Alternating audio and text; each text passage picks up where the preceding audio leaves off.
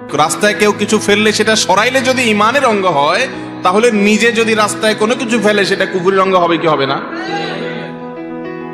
আমরা কি এগুলো চিন্তা করি ভাই? চিপসটা খাওয়ার পর আন্নায় ভিতরে এক নাড়া দিয়া দেখে আস্তে করে ছেড়ে দিলাম, কোথায় গেল আর দেখা দেখি নেই। এ রোগটা আছে না নাই আমাদের মধ্যে? অনেক মুসলমান আমরা হালাল হারাম আর জায়েজ না জায়েজ শুধুমাত্র মনে করি নামাজ রোজার মধ্যে। মুসলমানের জীবনের সবকিছুতে হালাল হারাম আছে না নাই? আপনি এই যে ঠোঙাটা ফেলে দিলেন, এই ঠোঙাটা ফেলার কারণে রাস্তায় পড়লো, ড্রেনে গিয়ে পড়লো, জ্যাম সৃষ্টি হলো, এটার মধ্যে পানি জমা হলো, সেখান থেকে ডেঙ্গু মশার জন্ম হলো।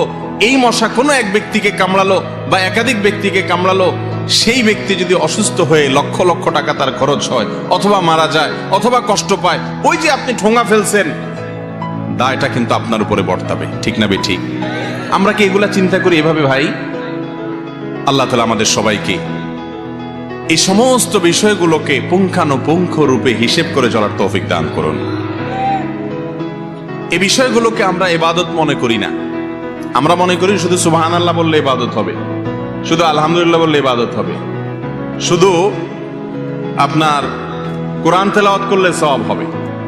রাস্তায় কোনো মানুষের কষ্ট হওয়ার মতো কিছু ফেলা তো যাবেই না, অন্য কেউ ফেললে তুলে ফেলতে হবে।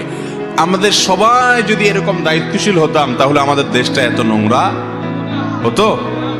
আল্লাহ তাআলা আমাদের সবাইকে খাঁটি মুসলমান হওয়ার তৌফিক দান করুন।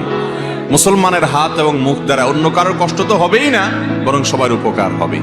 আজ যে সমস্যা আমরা দেখছি, কয়দিন পর পর যে এক একটা সমস্যা দেখি আমরা, এই সকল সমস্যার একমাত্র সমাধান হলো আমাদেরকে ফিরে যেতে হবে কোথায়? কোরআন এবং হাদিসের পথে। আল্লাহ তাআলা আমাদের সবাইকে তৌফিক দান করুন। আমাদের ভাইদেরকে সবাইকে হেদায়েতের পথে আসার তৌফিক দান করুন। আল মুসলিমু মান সালিমাল মুসলিমুনা মিন লিসানিহি ওয়া ইয়াদিহি, এটা আমাদের প্রিয় নবীজির কথা। তিনি বলেছেন, আসল এবং প্রকৃত মুসলমান সে যার হাত এবং তার মুখ দিয়ে কারোর কষ্ট হয় না, কাউকে সে কষ্ট দেয় না, সে হলো আসল মুসলমান। ভাইরে, লম্বা টুপি, লম্বা দাড়ি, লম্বা জুব্বা, এগুলোর ক্ষেত্রে ইসলামের সাথে অনেকাংশে সম্পর্ক আছে সুনিবিড়, কিন্তু মুসলমানের খাঁটি মুসলমান হওয়ার সম্পর্ক হলো মানুষকে কষ্ট না দেওয়ার সাথে। আর সকাল থেকে রাত পর্যন্ত যদি হিসেব করেন, ঘুম থেকে উঠার পর থেকে কত মানুষের হক নষ্ট করেছেন, কত মানুষকে ক্ষতি করেছেন, কত মানুষকে কষ্ট দিয়েছেন, ঘুমানো পর্যন্ত হিসেব